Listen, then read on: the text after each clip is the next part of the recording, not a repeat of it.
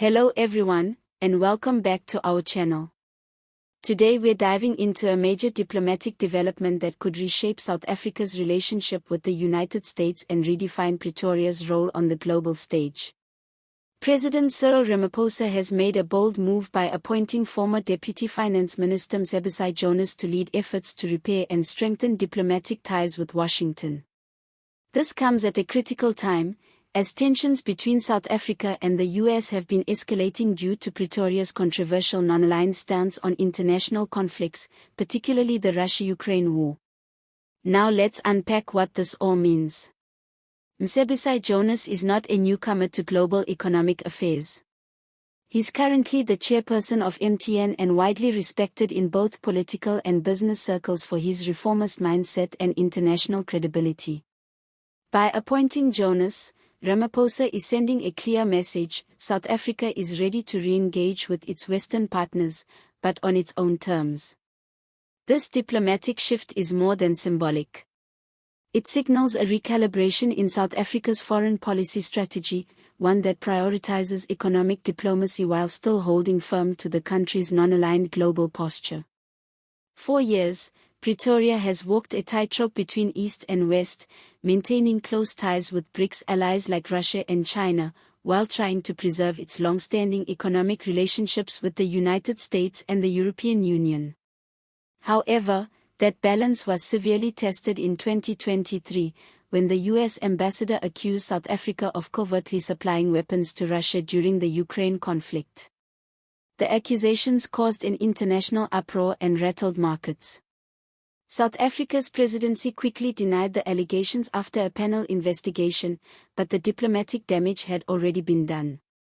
Trust was eroded, and the international spotlight turned to South Africa's foreign policy inconsistencies.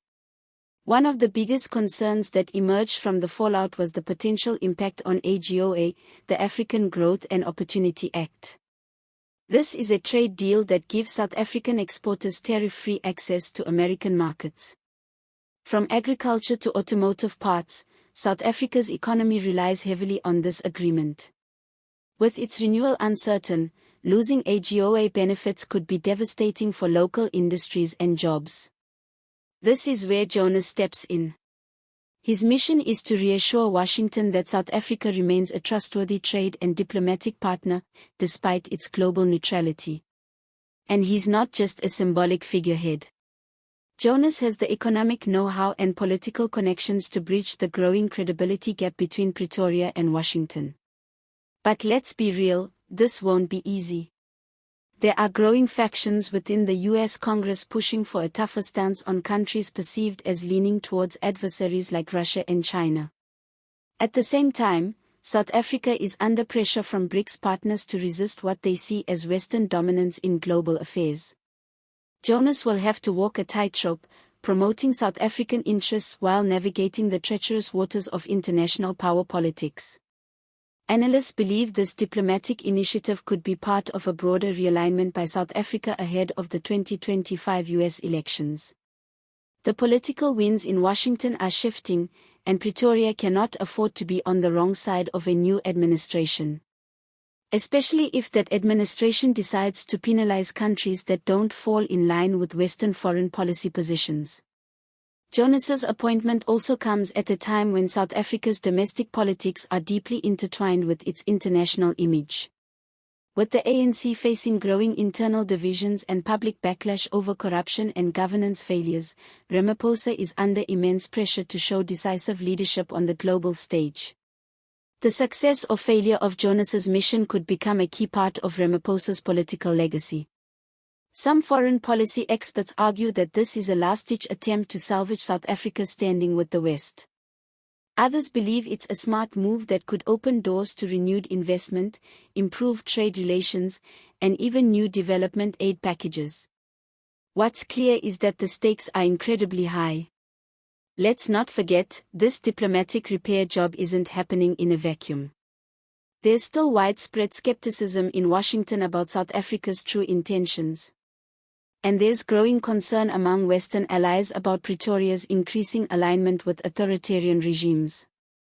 If Jonas can successfully navigate these tensions and restore trust, it could be one of the most significant diplomatic victories of the Ramaphosa presidency.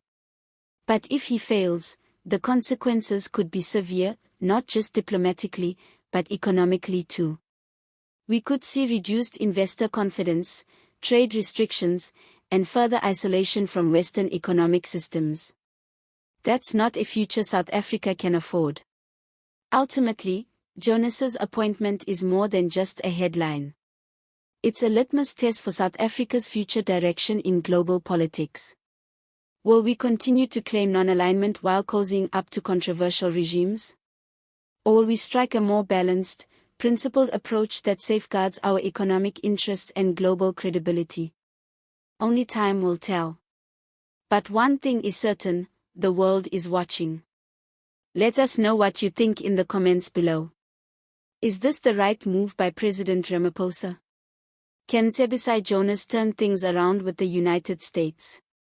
And what does this say about the future of South Africa's foreign policy? If you enjoyed this video, don't forget to like, share, and subscribe to our channel for more in-depth political updates from South Africa and beyond. Thanks for watching, and see you next time.